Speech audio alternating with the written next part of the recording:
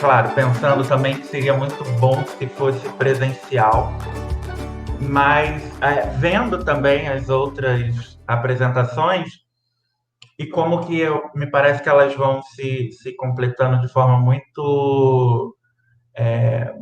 muito animadora, né? E eu acho que eu estou falando aqui agora nessa condição de doutorando, né, que está, né, fechando uma tese num mundo totalmente distinto daquele que eu, né, vislumbrava, não só quando eu entrei no doutorado, mas até antes, quando eu entrei na universidade em 2008, 2009.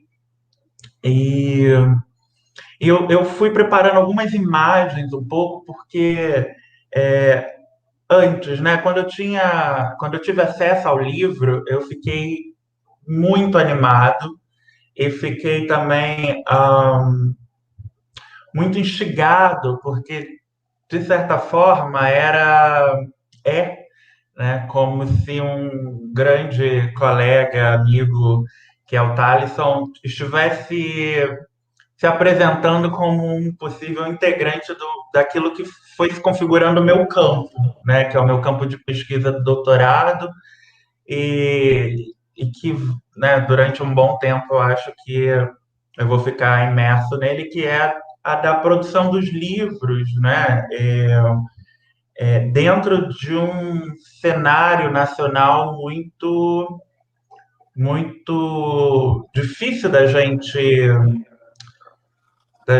ter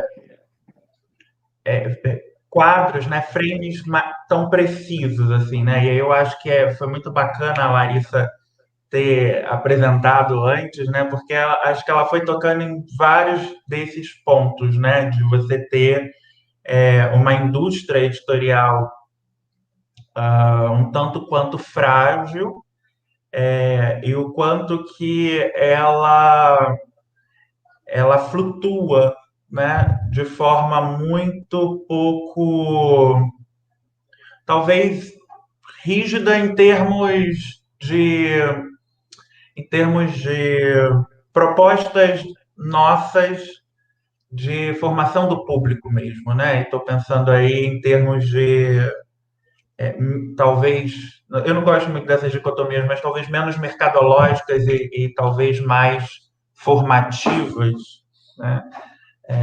Com todas as aspas possíveis.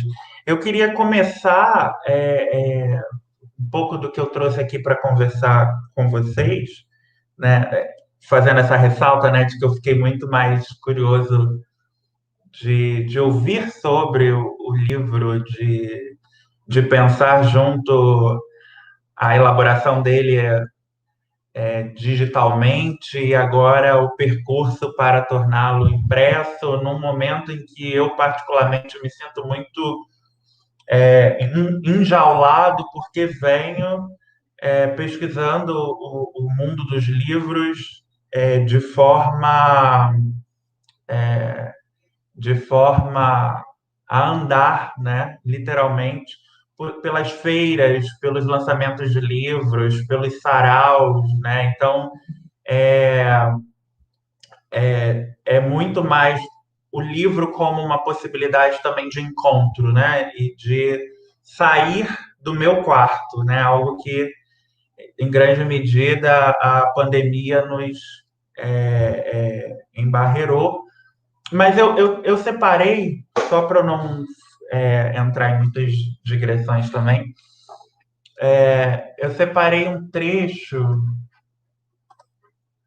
de um texto que é do Ítalo Calvino, né, que eu acho que ele dá um pouco o tom para mim do que tem sido o que eu venho tentando fazer ao enveredar pelo campo da antropologia e da edição, né? Mas tem um trecho de um texto dele em que ele fala que pertence a uma parcela da humanidade, né? Uma minoria em escala planetária, que passa a maior parte de suas horas úteis num mundo muito especial, né? Um mundo feito de linhas horizontais, onde palavras seguem palavras, uma de cada vez, e cada frase, cada parágrafo ocupa seu lugar estipulado.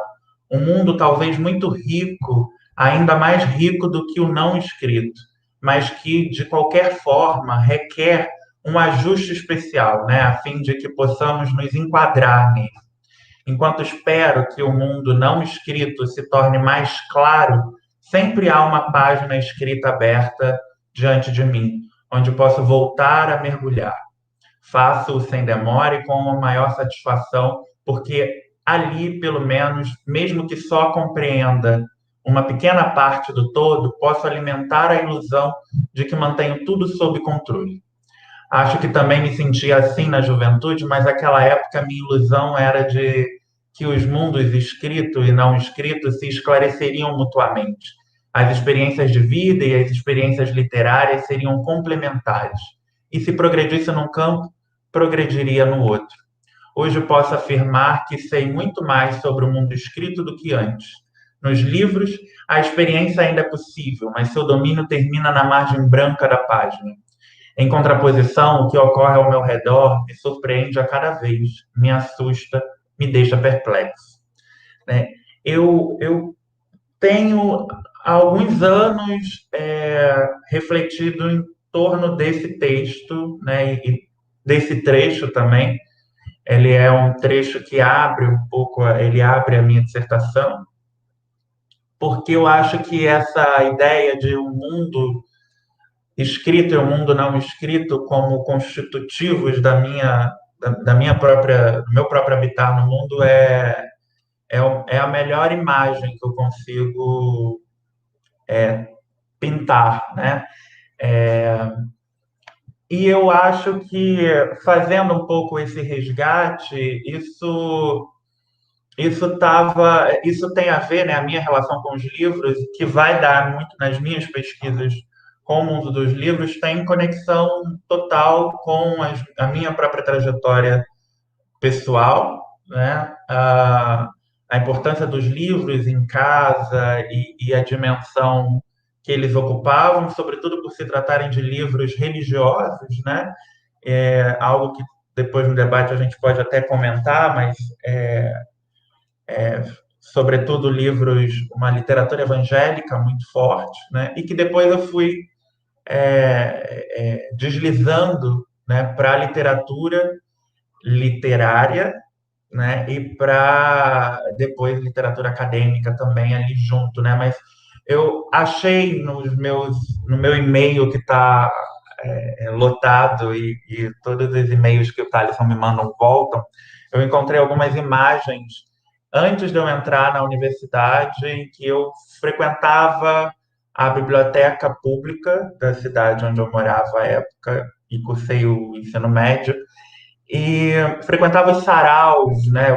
Eu vivia ali dentro lendo literatura alemã, literatura francesa, né? Eu brincava e me divertia um pouco de maratonar, né? Hoje eu quero ir para a Rússia, hoje eu quero ir para a literatura, né, norte-americana, enfim.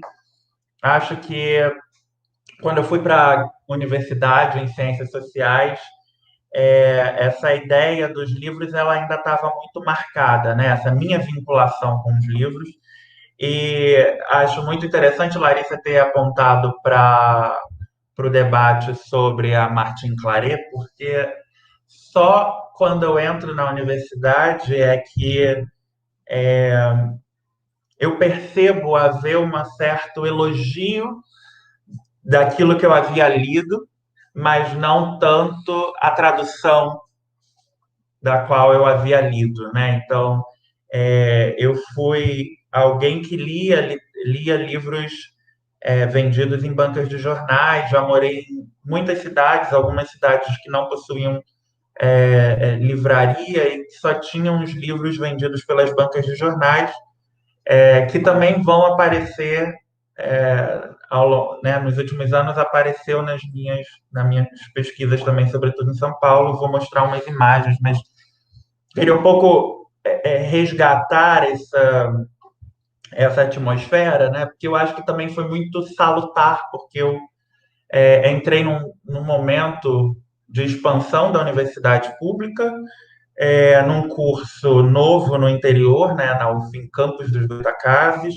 o que me possibilitou fazer parte da própria construção do curso e da montagem da sua biblioteca e da sua bibliografia mínima, né? Então, eu fui representante dos alunos durante muitos anos nas reuniões de departamento, de colegiado, e participei de um núcleo docente estruturante, que são, né, as reformulações dos cursos, e eu ali já me chamavam tanto quanto a atenção para a necessidade de serem os livros, né, que constam na bibliografia, eles precisam estar na biblioteca em um número considerável, né, em português, né, por se tratarem de cursos de graduação, tem toda uma vistoria do MEC que ajuda, inclusive, na venda de livros, né, que é uma outra parte que a gente talvez possa até mencionar mais adiante, né, quer dizer, você tem o próprio Estado comprando livros e, e armazenando, né, ou melhor, e consolidando bibliotecas, né, de instituições públicas.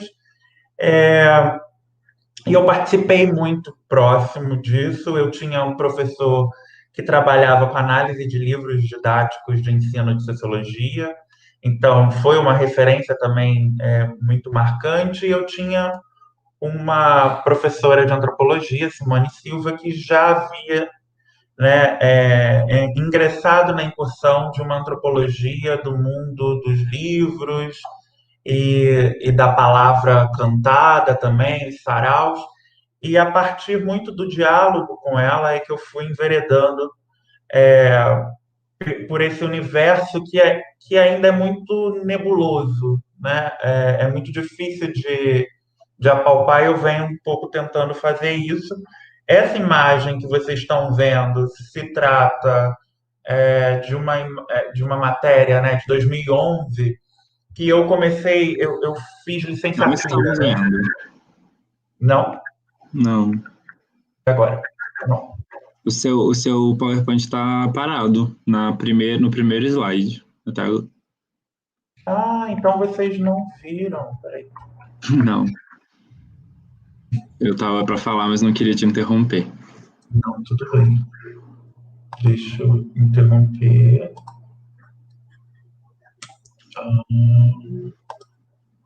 Deixa eu ver se vai agora.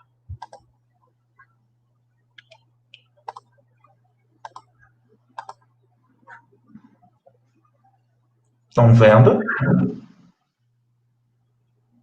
Sim, sim. E agora? Tá no. Isso. Estamos vendo Isso. Então eu vou você. manter aqui. Eu tinha mostrado essas fotos Uhum. antes, né? Ah, Que é a biblioteca, uma biblioteca casa. Foi a casa onde nasceu e morou Rubem Braga, né? E Milton Braga. Rubem Braga é considerado o pai da crônica nacional. E eram essas fotos que eu encontrei, que eu estava mencionando antes, e dizia que quando eu fui para a universidade, eu comecei a enveredar pela discussão do currículo e das identidades profissionais, né, dos professores de ciências também. humanas. Oi. Você pode ampliar a apresentação. Acho que ali embaixo, nesse painelzinho que tem, do lado do 80%. Isso. Não. Foi? Não. Aqui eu apertei F5. Aí foi. No meu, né? Pra gente não. Mas tá tudo bem. Dá para ver. Dá pra ver. Era só uma questão para melhorar a visualização do vídeo.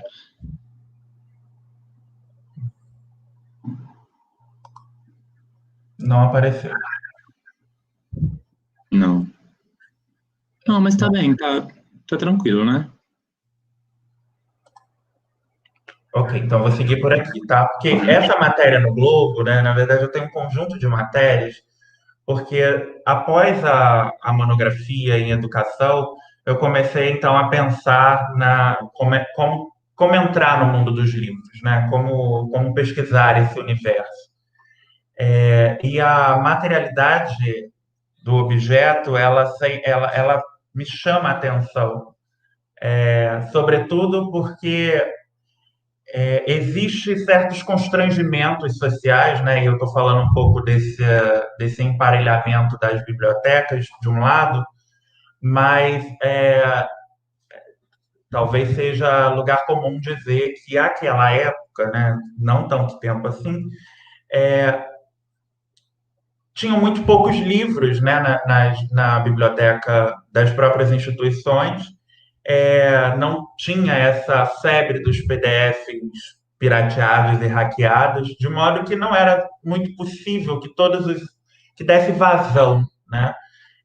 E do outro lado você tinha também o desfile, né, de livros de diversas edições, ainda que a gente só trabalhasse frequentemente com um outro capítulo, né? A gente, nas ciências sociais, dificilmente hoje em dia tem trabalhado obras inteiras, né?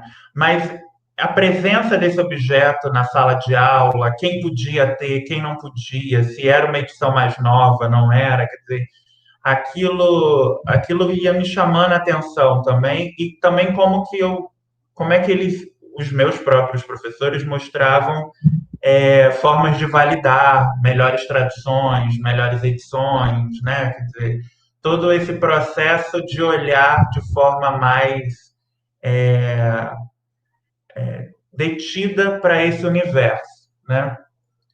E eu comecei a ver um conjunto de questionamentos dentro de uma proposta de governo, né, de muitos embates, né? Dentre eles o kit escola anti-homofobia, né, e a sua proibição. É o que me levou a começar a pensar sobre livros que abordassem gênero e sexualidade, que é um pouco como eu vou entrar no meu mestrado, e vou um pouco pesquisar os editores que se afirmam como LGBTs e que afirmam produzir, né, uma literatura, livros de literatura LGBT, né? E fui um pouco mostrando as implicações desse movimento, né? Dessa constituição que data da década de 80. Mas, ao longo do meu mestrado, as editoras que existiam e que se apresentavam como exclusivamente LGBTs foram fechando, foram falindo, foram encerrando. Aqui são algumas imagens de onde é que eu falo, né, um pouco desses trabalhos. E com o encerramento dessas editoras, né, dessas empresas, eu comecei a ter que pensar um novo objeto de investigação para o doutorado, e começou a me chamar muita atenção o fato de que, se por um lado as editoras, né, começavam a fechar, né, e a gente está ali falando de 2014, que é quando tem quando começa, entre aspas, a desestabilização atual, né, que a gente vive até agora. Por outro lado, eu começava a ver um conjunto de notícias sobre feiras de publicações independentes, né? E eu fui então pesquisar sobre a constituição dessas feiras e dos editores ali dentro, né? Tentando também entender as suas atividades profissionais, a, a relação com esse objeto e seus argumentos também, né? Sobretudo porque esses editores que configuram essas feiras de publicações, sobretudo nos últimos 10 anos, apontam não para uma obsolescência do livro, né, para poder puxar o diálogo também com a Larissa, mas eles apontam para ou para um resgate daquilo que o livro também já foi, ou da possibilidade, e aí entre aspas, dele se libertar e poder se tornar outras coisas, né?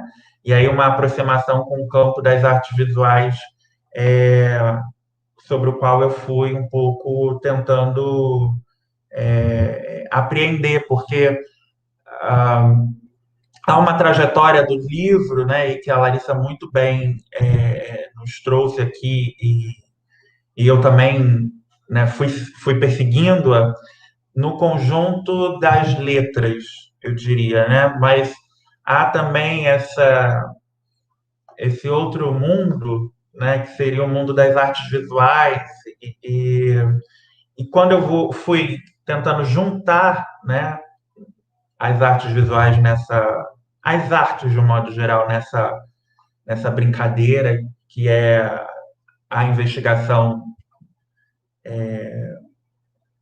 científica, né? Ela é uma brincadeira séria, a gente pode dizer. Eu fui incluindo a obra que mais me atraía enquanto obra de arte, que é o livro, né? E aí o objeto em si, né?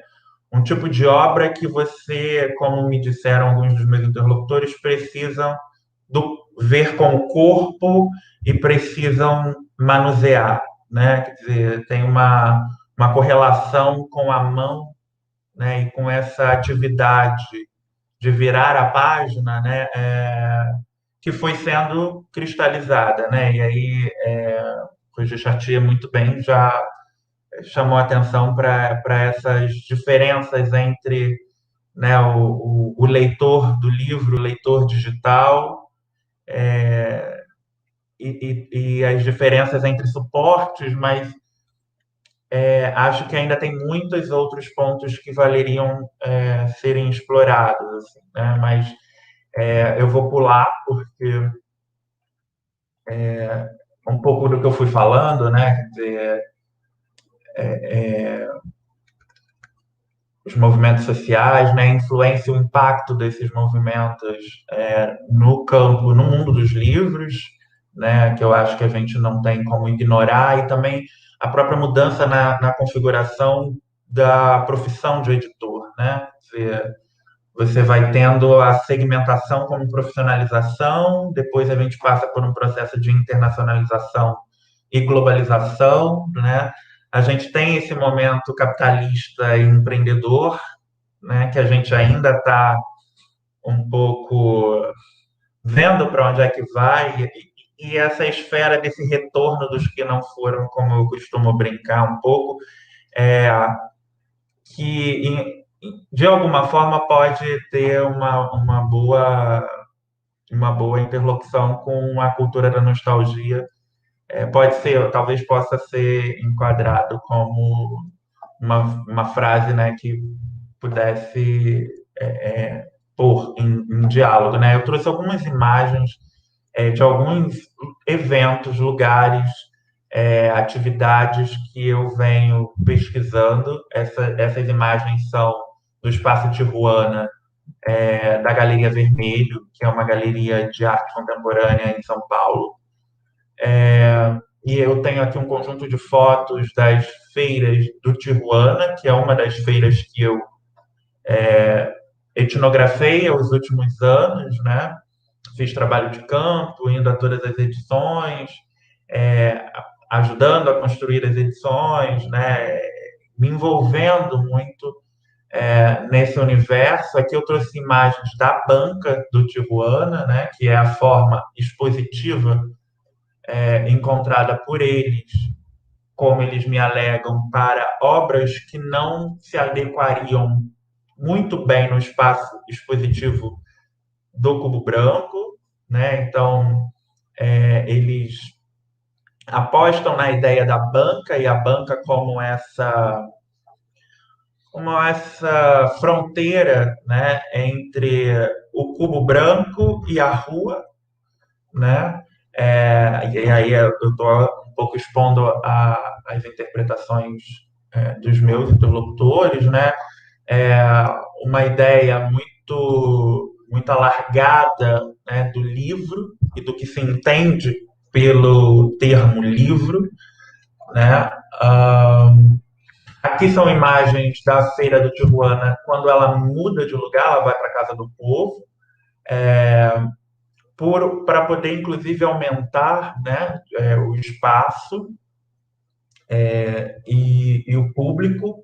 Eu trouxe algumas imagens só para ir mostrando um pouco essa ideia que eu venho tentando elaborar de arte impressa como a partir do que o meu campo foi me mostrando, né? Mas de arte impressa como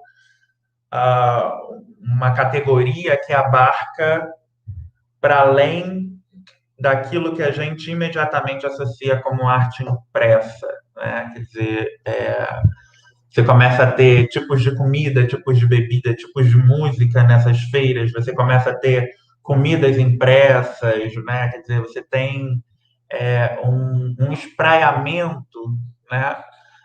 Dessa ideia de livro, que eu acho que vai também um outro caminho, mas muito próximo ao que a Larissa estava mostrando quando ela trouxe o caso da Martine Clary, que para mim é muito impactante e me agrada muito. E aí algumas imagens também, né? Quer dizer, você tem a arte impressa também começa e publicações independentes ou publicações de artistas. Também considero que a utilização da categoria, né, publicadores, publicações, ao invés de livros, edições, por vezes, né, também não é aleatório, né, eu posso retomar depois, mas eu quero um pouco correr, porque acho que a parte mais interessante é sempre do debate. Mas esses aqui são alguns conjuntos de imagens de artes impressas, né, livros de artistas, fanzines, fotolivros, fotozines, cordezines, quer dizer, você tem várias combinações também e alargamentos, né? E dos últimos anos, né, quer dizer, eu tenho aqui uma seleção de aspectos que também me interessam explorar como pesquisador dos estudos de gênero e sexualidade que pensa na interseccionalidade, né? Então, o que eu trabalho de campo dessas feiras se deu sobretudo entre 2016 e 2020, né? Então, justamente muitos desses trabalhos, dessas obras são explicitamente diálogos, né, com o nosso contexto social, político e econômico também, né? Então, eu trouxe ainda só algumas imagens, cada uma delas, né, quer dizer, eu poderia entrar nas histórias, né, mas aqui eu vou deixar só o gostinho, mas queria trazer o coletivo Ayana FDC, né, que é um coletivo que fez a curadoria de uma das feiras que eu pesquiso, e que fez também. São tentativas que vêm ocorrendo nessas feiras de ampliação do acesso às próprias feiras, né? Eu acho que esse exemplo, né, quer dizer, não só a curadoria que foi feita, né, por esse coletivo, mas a própria performance desse coletivo na feira, para mim, foi muito estimulante para pensar. Eu trouxe algumas imagens aqui, e aí eu vou um pouco concluindo, né? Mas essa é uma publicação de artista que eles materializaram para essa edição, né? Uma dessas edições da Feira do Tijuana. E não apenas eles materializam, né, um texto, e a gente estava num contexto aqui em que Matheusa Passarelli tinha sido também encontrada, né, morta. Quer dizer, você tinha tido já o impacto do assassinato de Marielle, mas não apenas, né, todos esses o impeachment da Dilma também é algo muito recorrente nos trabalhos sobretudo os trabalhos que meus olhos, né, eu acho, se deteram. Então, eles não apenas vão materializar essa publicação, né, como uma publicação de artista, mas eles também vão fazer uma performance.